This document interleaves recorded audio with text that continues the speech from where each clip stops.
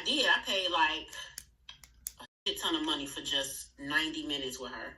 How much you pay? And basically, $1,000 for 90 minutes. Yes. Was it worth it? Yes, wow. Because now I know that my problem is the training, which you already said. You already said that. You were like, it's the people and it's the core values. It's all of that. It's taking the core values and stringing that through the training to where by the time they get on the floor, they know not to act away. But yeah. So what do you think your play need to be to get the first tech? I'm going to the schools tomorrow. I went up there last week. Go back to schools tomorrow. And then... Yes, and put it on Indeed. And Indeed, right? Paid, though. Paid, right? I don't think you should be the one to do it. You got to do it. You should be able to give that play to somebody else, right? Okay. I think somebody else should be going in there so you can be doing other things. And if you do it, you need to go in there with a different approach, a different pitch, all that. So if you do want to do it, we got to figure out, or we got to come up with your approach.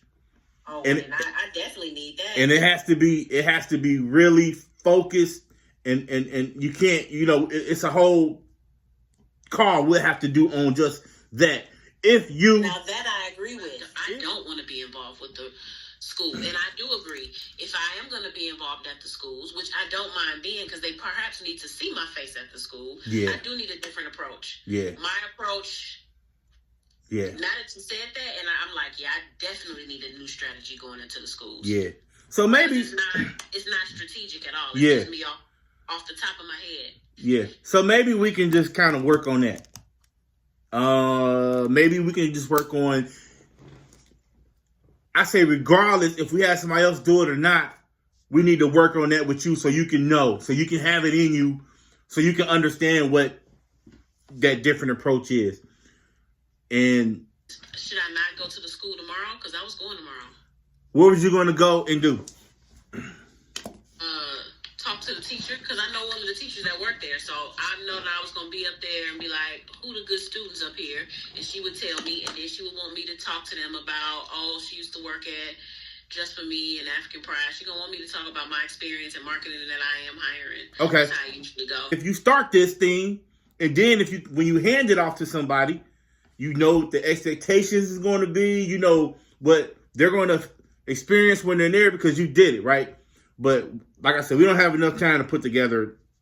Of course. But I do agree with everything you're saying. Just start out now, but eventually get strategic enough to hand it off. Yeah. Because I got to test the theory first before I hand it off to somebody. And that is part of then that business owner. Yeah. So, start tomorrow, right?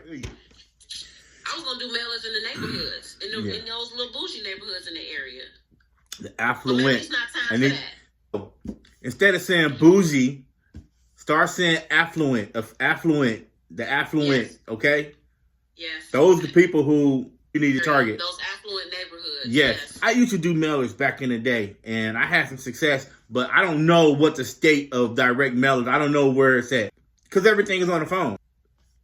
You need some type of strategy to be able to tap into the president or somebody that's affiliated with the HOAs. Correct. And the daycares in the area. Tons of daycares. It's like 5 of them. Why daycares?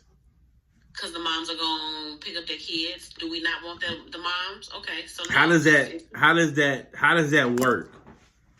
How do you target a daycare, the kids' moms? How do you see that happening? Well, I guess I would start with the women that work there by offering them to come in and get a pedicure, manicure. If they see their nails done, who did your nails? Up the street, kind of like that. Thinking of that segment, daycares. It's 5 to 10 women in there. Yes. They don't necessarily live in the area, or some of them might live in the area, right? Right. When would they come? It'll be like after work. Well, before work, but mostly after work. And no, they don't live in the area, so you're right. So it had to be like an after work thing. But the whole point is with them, although they don't live in the area, still the moms that are coming to drop their kids off or pick them up live in the area. They're going to see. I see that. Yeah. I feel you. Hold on. Even with daycares, right? This is where coming up with those community things come into play. Daycares is 5 to 10, maybe once a month or every 2 weeks, you do something special for them, right? That can get them to come when they get off of work. Something dedicated to daycare providers in that 5-mile radius. That gives you a reason to be able to go in there. Hey, look, this is what I'm doing for you guys the second Thursday of every month. That's more of a direct strategy, right? To really build some type of engagement with them instead of just saying, hey, dropping off a flyer or whatever. No, you know what I'm saying? Well, my direct strategy would be more Mother's Day. It would be even just a kind of like a one-off target. Because do I really need those women in there like that? But those are moms dropping kids off, so that's. I'm saying before you get to moms dropping kids off, a strategy for that day, you got to give them a reason to even want to, just like with that restaurant by you. You just can't say send your customers over here by. Yeah. And even though I know you probably said to them before, I'll give y'all a discount, whatever. Yeah. That's still not enough directly. If you like, if you was like, I'm gonna make sure I spend $500 a month with y'all. If y'all send some clients my way, I buy food from y'all. That's the more of a benefit for that restaurant. Right. But for the daycare to even be able to be like, okay, let's push her on to our moms because she taking care of us. She give us every 2 weeks. She invite us out and she cater to us. She do all this stuff for $20, whatever. I don't know. She give us. No, I get you. We get free manicures with our pedicures, or she do this for us. So you build that, and then you come up with a strategy for the parents. So they're gonna be like, boom. So it's levels. We give our word for this because we done been there. Yeah, it's levels. It's levels to it, and you always gotta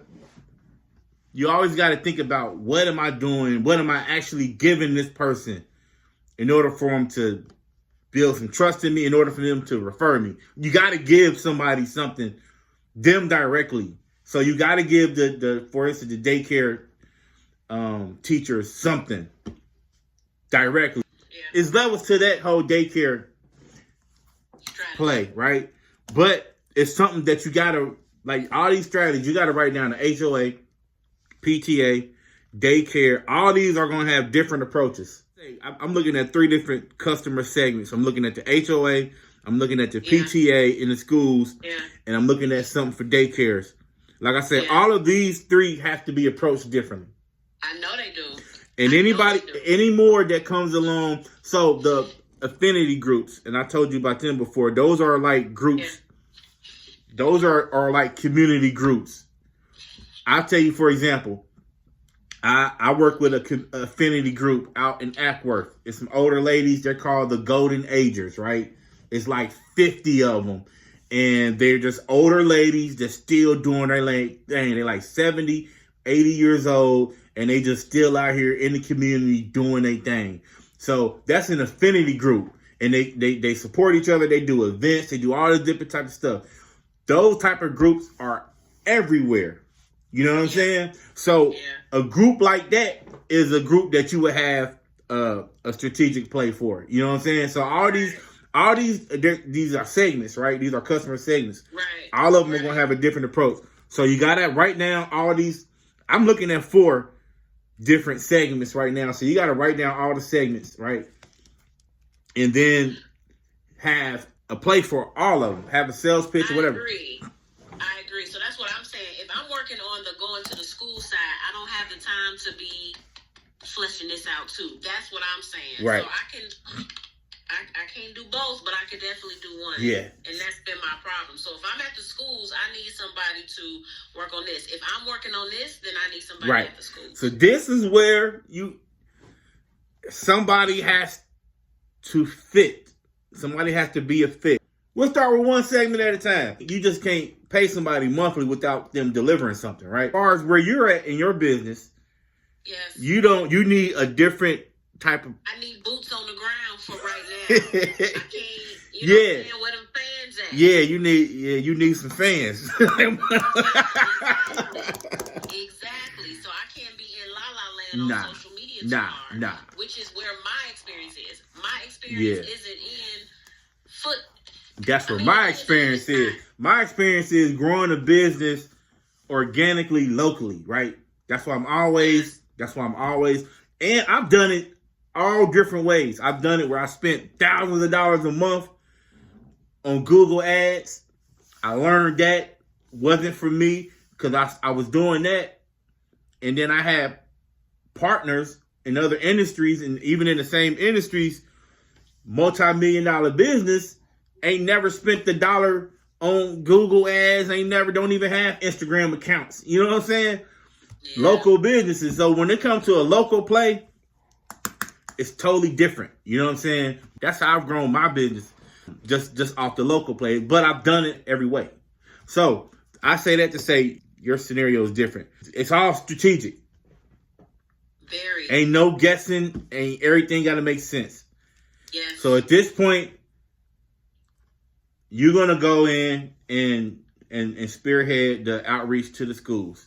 Yes. And the focus right now is to get you to go in there with the right brand voice, the right message, the presentation, the value, and at the same time, while you creating this value, you vetting, you making sure you getting the right, you looking at the right people.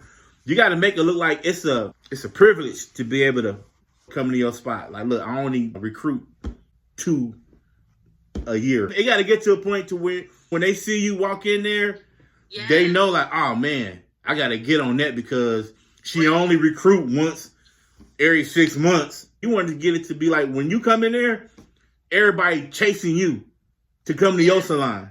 Yes. That's so exactly what it is. So it's a little levels to that, right? But yes, you got to get in there right now. But you can't go in there saying the same stuff that you always was saying. Correct. I can't. So and it's usually on the spot. Is nothing like you said. Everything has to be strategic. When I go in there, it's not strategic. I'm literally going in there trying to talk to her like, point your best dancers out, literally. And then she always want me to say something. Well, you got to say something about marketing and your experience. So don't say too much. Right now, you don't need to say too much. What you mean by that? You don't need to go in there trying to give a presentation because you don't have one together. Correct. So if you want to go in there to check the temperature, you can go in there and do that. Don't go in there making a presentation tomorrow. You don't have one. Yeah. Go in there, check the temperature. Yeah. I would just go check the temperature. I would you can leave. It wouldn't even stay long. Yeah, it wouldn't stay long. If you want to introduce yourself to somebody, that's it. But no pitching. Don't just check the temperature. Because when you talk, it gotta hold some weight. Yeah, I don't want to talk tomorrow. So I'm glad you said that. I'm glad we got on the call because I would have been up there talking. And I definitely don't want to talk. So yeah. I'm glad you said that. Yeah, at the end of the day, you want to be in demand. Yes. You want when they see you walk in there. We got to get you some branded apparel. When you go in there, you got to get that reputation to where you don't have to say much.